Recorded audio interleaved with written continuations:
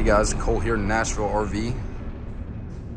Just gonna show you guys the 2022 Black Label Wolf Pup 14cc.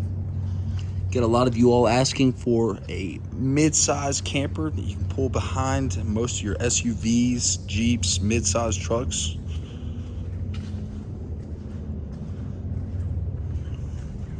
You got the rear entry. Makes it easier to get in and out of most campsites. Quick and easy setup, no slides. You still have the awning with the LED strip on the right side. Quick look at the interior. Looking in on this side, you got your shower located on the left.